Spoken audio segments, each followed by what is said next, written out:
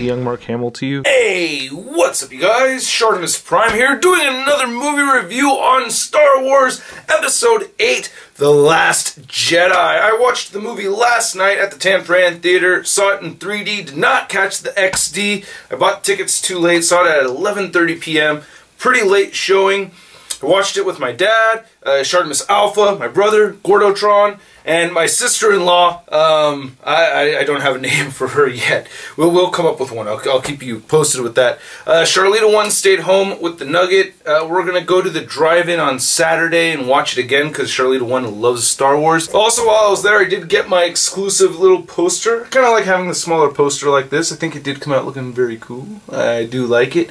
And I do have an extra one of these that I will be giving away to one of my patrons. Before I get on to the review, I just wanted to say rest in peace, Carrie Fisher. I'm wearing the shirt that I wore when I got to meet you and you shot me in the head with the blaster from the Stormtrooper. Oh, man. Okay, so getting on to the movie, I'm going to talk about non-spoilers first, and then we're going to rip right into the spoilers.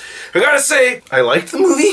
Like, I liked it. I think I liked it. There's definitely some questionable things, as you may or may not have already heard. I liked the fun part of it. I thought the movie did have some very fun elements. I liked the humor, I did like the drama, and I really liked the action a lot. There's some really cool action in the movie as well. Another thing I really liked was that there is no other Star Wars movie like this. I really felt like this Star Wars movie was very different from the rest. And I feel like the creators kind of had that in mind. Like, oh, okay, you thought you knew everything when you were watching Force Awakens. Well, now you don't know everything. So it kind of had that kind of vibe to it. Everything I expected and hoped that would happen didn't really happen.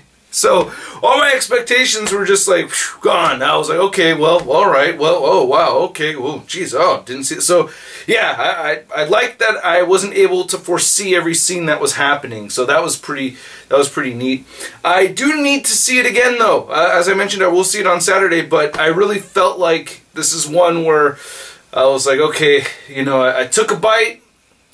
There's a little after flavor in there I don't really like so much. Here, let me rinse out and take another bite. So that's kind of like my feeling about it right now. Before I get into the spoilers section, just wanted to mention that the ShartimusPrime Legendary Collector t-shirts are available at ShartimusPrime.net. It's a way to support the channel while buying something for yourself at the same time. So please check it out. Link in the description below. Now on to the spoilers. So you have been warned. 5, 4, 3, 2, 1. Okay, on to the spoilers section. And I'm going to talk about my likes before my dislikes. I thought that my list of dislikes would be longer than my list of likes, but as I started writing out my list of likes over here, I was thinking, wait, you know, there's a lot more likes than I actually initially remembered.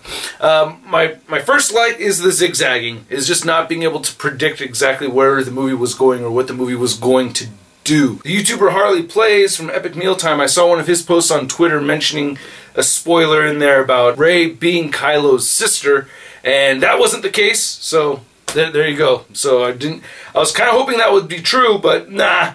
So that wasn't the case. I gotta say, Poe Dameron, MVP of the movie, I think. I love Poe Dameron. I thought he was basically a superhero pilot, which is what I wanted to see from him, and he was badass. I thought Poe Dameron was amazing.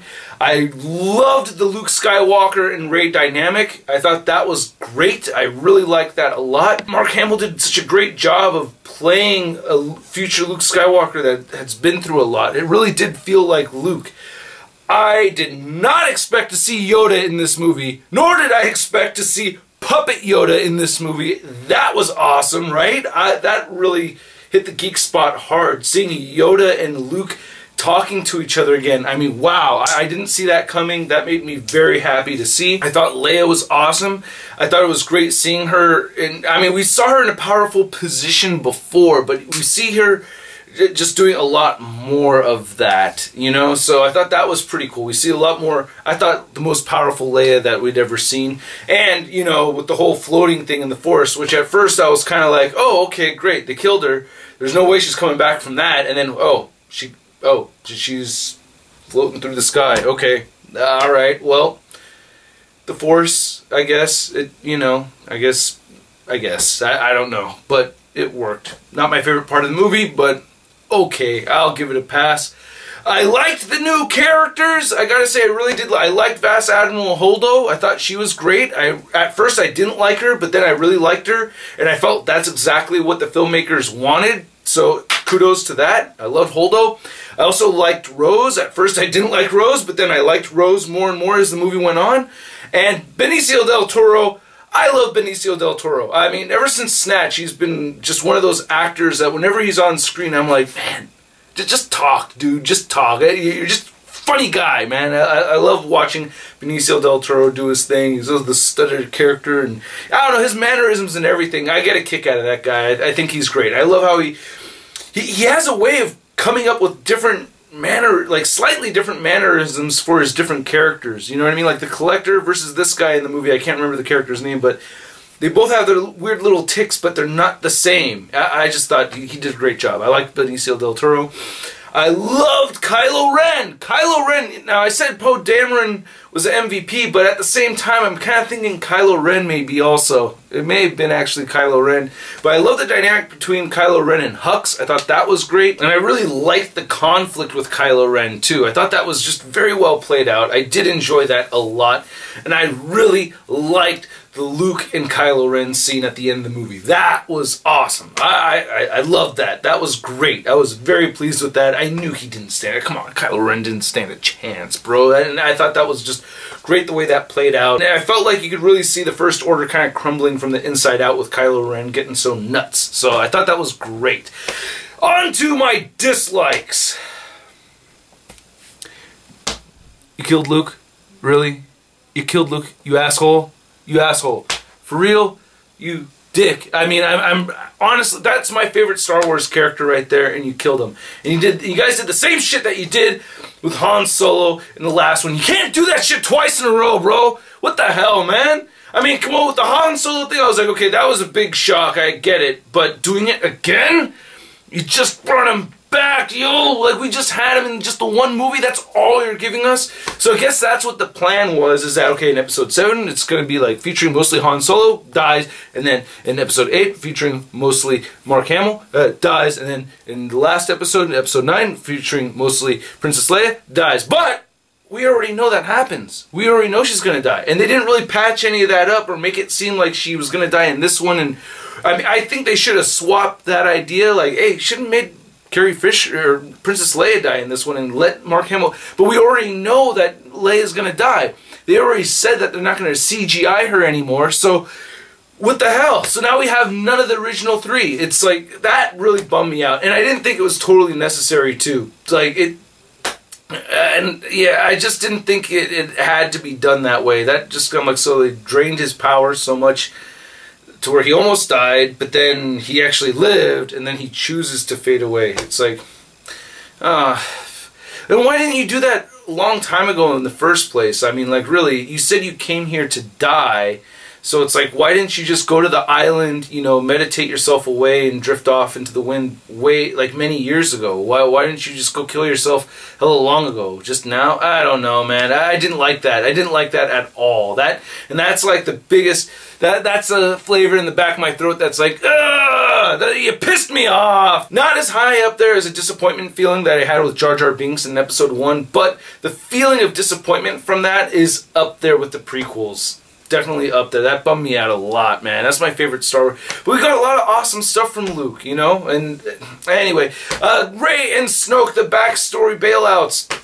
Boo! That pissed me off big time. That was weak as hell. That was just bad, lazy storytelling right there, man. Oh, come on. You can't build that shit up for hella long and then just let it go. Like, oh yeah, well yeah, you're a nobody. And then Snoke, a nobody. You can't have two characters that are that powerful just come from absolutely nothing. Maybe one of them, like maybe, okay, the Rey, you can get away with that one, I guess.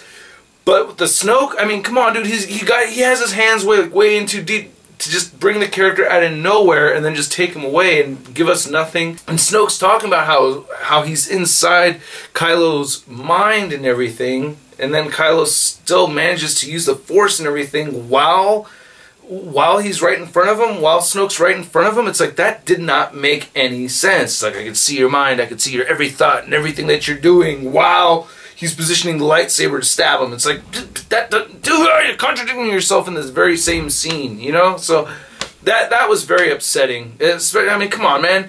Why couldn't you just put her into the story? I mean, I like depth to the characters, and I gotta say, I'm okay with it happening like once in a while for characters that aren't super important to have like no connection. I'm gonna reference Spider-Man comic book. I've been reading my original Amazing Spider-Man comic books, and there's this issue, I think issue like 15 or 20 or something like that. I can't remember, but there's this villain called the Crime Master, and it's a pretty lame villain. He looks like Rorschach basically, and we have no idea who he is, like what this person is. He has a mask on and everything. And when we find out at the end of the issue, because it's like several issues and they take the mask off after he dies and nobody recognizes him. And I was like, oh, that's pretty neat. And Stan Lee writes the thing, hey, true believers, you know, we don't always know who the villain is. You could think, hey, sometimes you don't know who the villain is.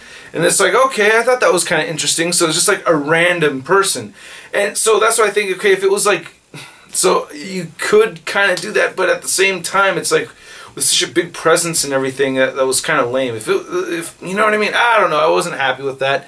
And the other thing that really bummed me out was freaking Phasma, dude. Ah, come on! I was really hoping for Phasma to do something. Like, especially because we got teased in the trailers and stuff. It's like there was some, I mean, but it was so short-lived, and I was kind of hoping she'd make it, and we see the one eye and everything. Do you think she made it? I don't think she made it, bro. I think she's a goner. Phasma, let down with Phasma, so that, yeah, that bummed me out. I also didn't like that there was very little Chewie in the movie. I mean, I do like the door breaking down thing. That was great, but like there could have been way more Chewbacca. There's times where I actually like would see Chewbacca, like see Chewie flying the Falcon. I'm like, oh yeah, Chewie's in the movie. Like really, Chewie mostly spent the majority of his time just sitting on his ass trying to eat the chicken, but the chicken's all looking at him, and they're like, and that's another thing. I did like the humor in the movie. You know what I mean? The sad pogs and everything all looking at him. Porg, I can't remember. And then the last thing I didn't like was Leia floating in space and not dying. I mean, I just really felt like they could have had Kylo Ren kill Princess Leia, and that would have made me like Kylo Ren so much more. But he wusses out, and she ends up living. And I'm kind of thinking, like, wait, I thought you guys were going to write her to die. Like, we all know Princess Leia is going to die. And you guys already stated you're not using CGI anymore. So that just leaves me thinking that you're going to kill her off screen in the next movie. And that is so shitty. That it would be... off-screen deaths, I think, are the worst. I was happy for the one that you psyched me out with, because I was like, oh, damn! You see her, like, really tumble out into space and everything. But, man, the fact that we're going to get an off-screen death, I'm assuming is going to be an off-screen death. Unless they shot a bunch of stuff for Episode 9, which I don't think they did, right? Because they just announced recently that Abrams is going to be the director. So, yeah, they didn't shoot anything for Episode 9, so it's like we're going to get an off-screen death for Leia, which I think is the worst death possible, which is not suitable for a goddess like Carrie Fisher or Princess Leia. So that bums me out like hell. So I like the movie. I'm going to see the movie again. And I don't know if these things are going to still bother me the second time I watch the movie. But seriously, I was bummed out. So, but anyway, that's my review. Like I said, I liked it, but I really disliked it at the same time in some ways. I need to take another bite. I'm curious to know what you guys think. Try not to leave spoilers. If you're going to leave spoilers in the comment section, write spoilers first. You know what I mean? Be kind to your fellow ShartimusPrime viewers. Again, I hope you guys enjoyed the video. Hit the like button if you did. Leave a comment like I just asked you to. Subscribe if you haven't already. Please check out the ShartimusPrime t-shirts. We've got the Legendary Collector t-shirts, as I mentioned earlier, available. So please check those out if you're interested. It's a way to support the channel while buying something at the same time, you know? And I will catch you guys later. Review tomorrow on Reveltech Magneto. Peace! Hey, new ShartimusPrime videos. Hey, you should click one. Yeah, click on one of them. Or subscribe if you haven't.